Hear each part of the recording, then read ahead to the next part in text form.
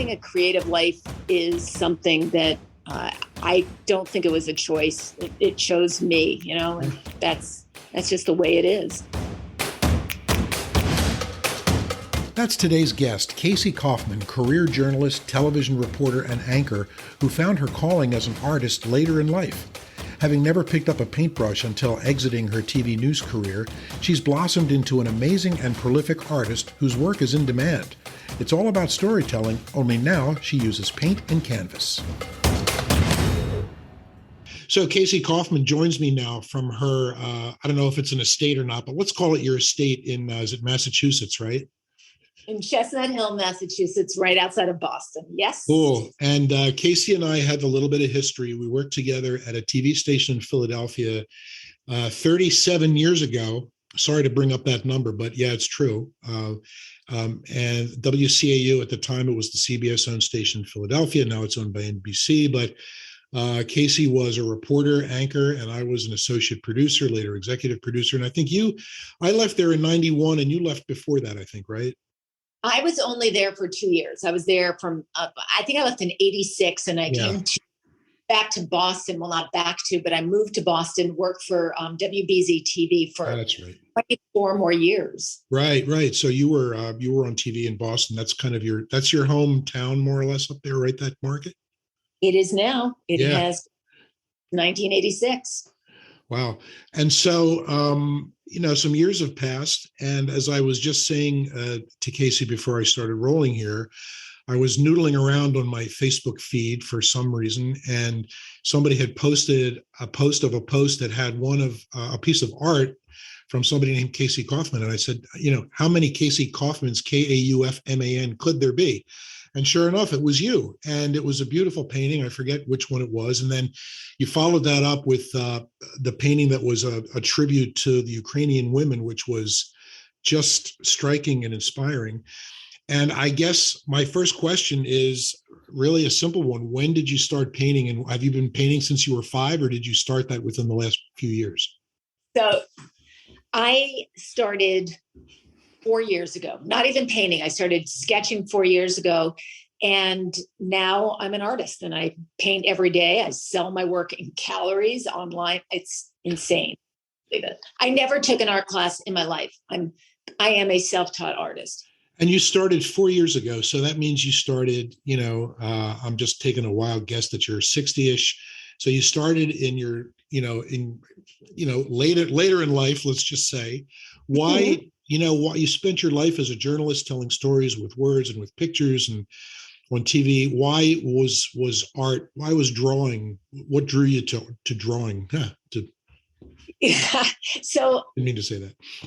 It's all about telling stories, right? So instead of using a video camera or the spoken word, I use a different toolkit now, if you will.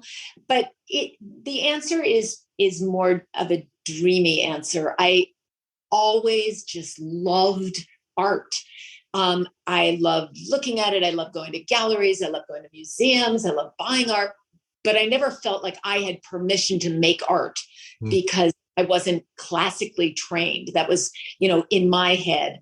And about 4 years ago, almost exactly, I went to a wedding in California.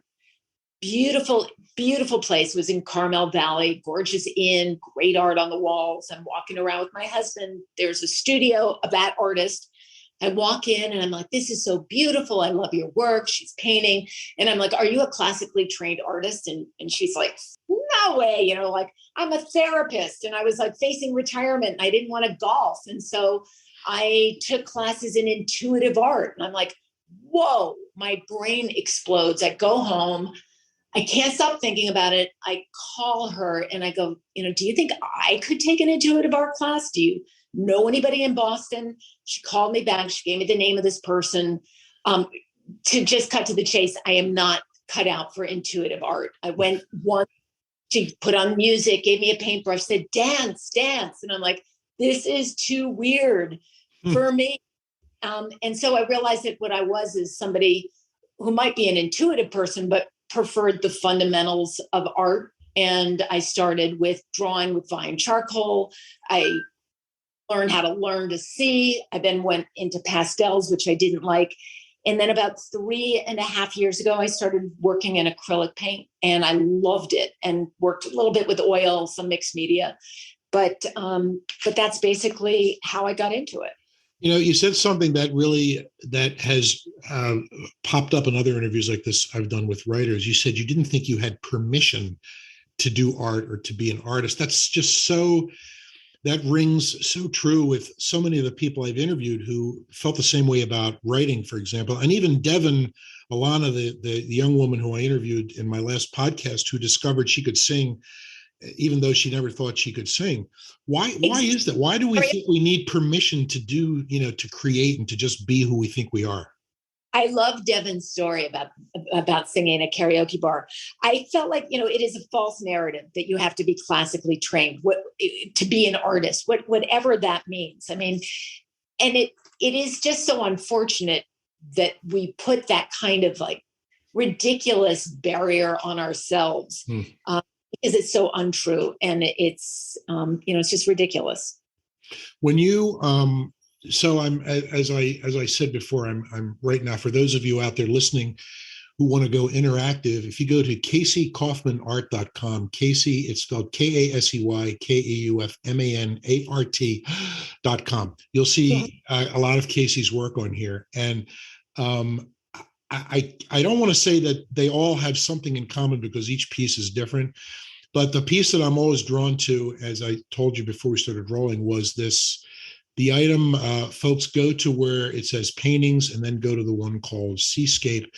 And the very first one is this one that she calls Red Sail at Night. This one you posted this on Instagram and got a lot of comments on it. I don't know if you ever sold this one or not, but this one keeps bringing me back because I guess the red sail just pops out, and then it makes that little reflection on the glassy ocean against that dark cyan sky, and it starts making your imagination go. Where did you paint this, and was that a real boat that you saw out there, to just make this up out of nowhere? So I love that you love that, and I sold that one. I've also sold a number of other red sails and some yellow sailboats. They do resonate with people, I think. It isn't really an accurate depiction of a sailboat. My daughter just got engaged to a guy who is a sailor and, competes in sailing. And, he would be the first to say that doesn't even really look like a sailboat, but it feels like a sailboat. Sure. And it's really the thought or the dream or the, just, I don't know. I just love the architecture of that sail. I love the way the color works against the gray or the blue background. It really does speak to me as well. And I'm glad that it spoke to you, because I do love that piece. Yeah. I'm looking at your still lifes now, and you've got quite a few here. You've got flowers and vases. I really loved, you put one up, you did one of a paintbrush against this kind of yellowish orangey background. I said, okay, I can see why you picked that, because it's a very textured kind of subject, the little bristles. Getting all those little ends must have taken forever of the brush there. And what makes you pick? Is there anything special that makes you pick a certain subject, or do you just see something and say, I'm going to do something with that? Well, I'm a daily painter, so I have this practice of daily painting. And when I started in the very beginning, I would just look at it as part of my creative journey, that, let me attack a paintbrush, and just look at it, try to paint it. That evolved into other still life. So the practice of daily painting is fantastic, because it forces you to really learn how to look at things. It's like anything. I don't know if it's a 10,000 hour rule, but you're going to get better if you do something every day, whether it's yoga or playing a piano or doing a podcast. And I think that for me, I don't go down to my studio necessarily with a plan. I have a bunch of canvases going at once. And I just sort of go back and forth. Sometimes it's a very linear experience, and I just am like, okay, I'm going to do this. And I sit down and I do it. Other times it's, I'm going to revisit this painting that I did 2 years ago, or paint over this painting, or whatever it is. But I do think that the practice of daily painting is really the cornerstone of my particular practice. And I don't really have, like, there is no method to the madness. I paint the kinds of things that I would want to hang in my house. Sure. And if you hang a lot of, you're a daily painter, you're gonna have a lot of stuff. And I do have, a studio in my home, which is awesome. And there was an open studio this past weekend, and everything is set up like it's a little gallery, and I can move everything around, and it's kind of a very cool thing. And it inspires me just being in the midst of it. I'm interested in saying that you paint things that you would want to look at and hang in your home. That's the way I write. I write things that I think I would want to read if I was a reader. And I'm really not, I've written 6 books, and I hate to say it, but I'm really not a reader. So I try to write from the point of view of somebody who reads kicking and screaming, so I try to write, the way that I would want to read a book. One of the common threads in many of the other interviews I've done, mostly of writers, but also of the singer that we mentioned, is a lot of the inspiration of artists and creative people comes from pain in their lives, right? Some of the people I've interviewed, they were bullied as kids. Some may have been abused. Some may have been lonely. In Devin's case, she wrote some songs based on a relationship that went bad. I don't see any sadness in your work. And based on what I know about you from the brief time we worked together, I always thought you were a pretty upbeat, positive person. You laughed a lot and you smiled a lot, and you didn't seem to have a lot of tales of woe. And I'm guessing that that's still the case, right? I mean, you paint from a place of positivity and happiness. Yes. I love it that you look at it that way. I think I do. I am, I'm a very fortunate person.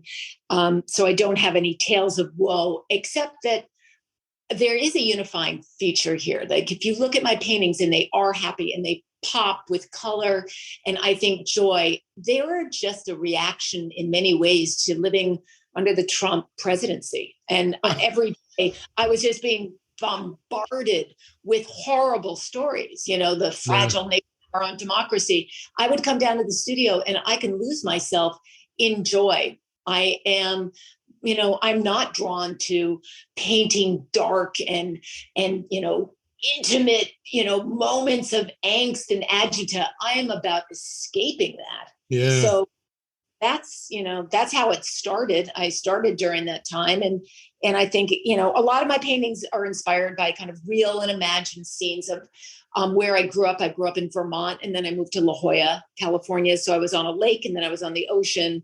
And I love the beauty of nature, and our environment is so fragile. So I do try to capture that. But mostly I'm just drawn to, expressing joy through color, I think. Like, go ahead. No, I think that's sort of the deal. I was just going to say, it looks like that. I mean, the joy of color just jumps out in every one of these paintings here on your Vermont collection here. And this explains why you have some Vermont inspiration, since you're from there. You have a bunch of pictures of barns here, and these little, maybe it's the same barn. I'm looking at it, in these little outhouses. Is that is that a specific memory for you, or is that just something that you dreamed one night, or what is it about this building?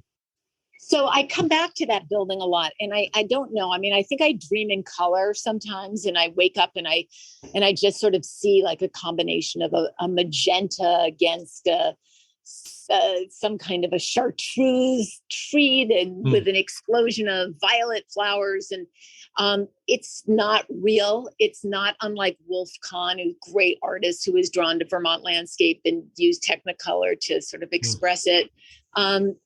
No, they just kind of bring me a very peaceful feeling. I was probably a year into painting, not even barns in Vermont. I was in Stowe, Vermont, and I was in this gallery, and we were talking, and the woman looked at my Instagram, which is at 365 pairs, which is maybe a better place in some ways than my website, because it's every day I'm feeding it.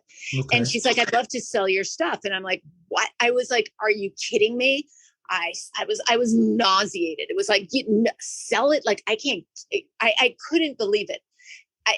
That was like, you talk about self-doubt. Like, it was like, you can't sell. How can I sell my stuff? It's like, I'm not even really an artist. Yeah. But what a great, What a great feeling, and what a great validation that somebody thinks so much of your stuff that they want to actually own it. Absolutely. Pass some of that southbound to New Jersey here, will you please?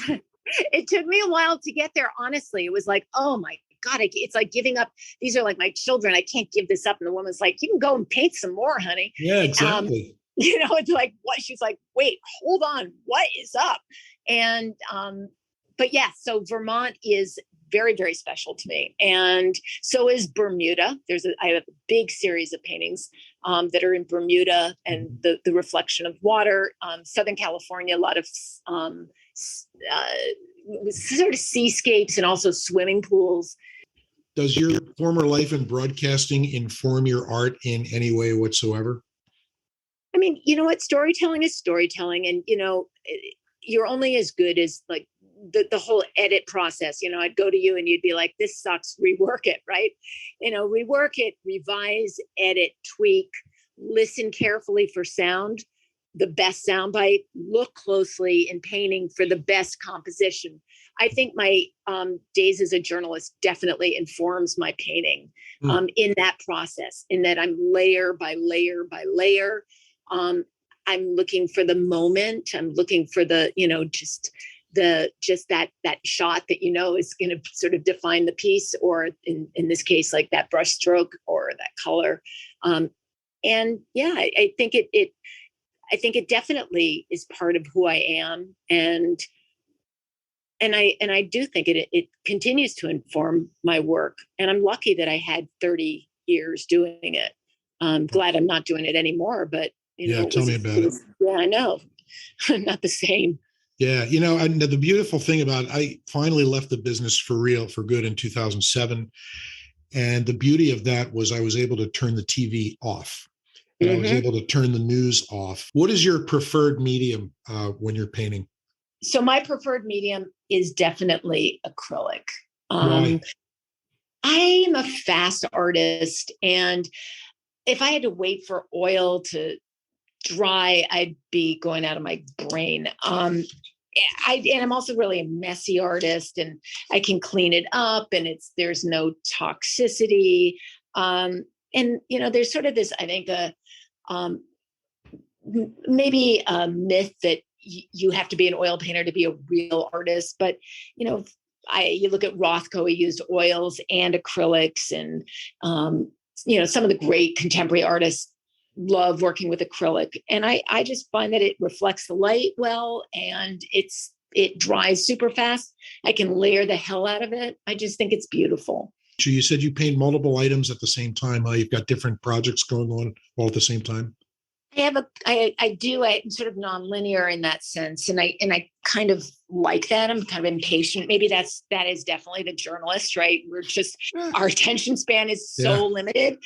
So it is really nice to have a couple of things going at once. I have a very big commission that I'm starting, where I probably have 12 paintings that I'm doing for this collector, which is pretty amazing. And so I like kind of moving around and seeing what I feel like doing on any given day. I love stories of people who survive the news industry, because I consider myself a survivor. When I left TV for good, and it was the right time to do it, I decided that I wanted to cobble together a very creative life. And I wrote a screenplay that almost, like, it was one of those like unbelievable stories. It almost got made into a very big movie, but at the very last second, they pulled out because Disney had just signed to do a movie, and it was a similar theme, a similar subject. And Pitch Perfect was that genre of film. That's awesome. Mine was better than Pitch Perfect, but that was great. And then I had a production company. I did a ton of videos for colleges and universities, and I did a lot of videos for Berklee College of Music, and I love music. And so, so I think living a creative life is something that I don't think it was a choice. It chose me, and that's just the way it is. I wish you nothing but continued success and beauty in your life. It looks like you have a lot of that going on. Once again, my guest has been Kasey Kaufman, a former TV reporter and anchor who has now found a new life as a really great productive artist. Check out some of her work at KaseyKaufmanArt.com and your Instagram page, which is at 365 pairs, PEARS. Cool. Thanks. And it was great to hook up with you again. And yeah, thanks a bunch for having me on. Take care and be well. Great stories, great reads, great audiobooks. Visit TomKranzBooks.com for unique and compelling stories in paperback, ebook, and audiobook. That's Tom Kranz Books. TomKranz Books.com. You deserve a great escape. Hi, folks. Tom Kranz here. I appreciate you tuning in to my podcast, Type Tune Tint, and I especially appreciate those of you who have subscribed. I started this subscriber thing in July of 2024, really just as a way of recouping a little bit of the costs of doing this podcast. There's website hosting and there's WordPress additions, and occasionally I buy a book so that I can actually know what I'm talking about when I interview an author. You can subscribe to this podcast for as little as $3 a month. Comes off your credit card automatically, and for $3 a month, you get the satisfaction of knowing that you're helping keep this podcast going. I'm in my 5th year now, but also I will occasionally offer exclusive content just for subscribers. So give it a shot. I appreciate you taking the plunge. You can unsubscribe anytime you want. If you have any questions or comments, of course, you know how to get in touch. So please subscribe, and I appreciate it. Thanks.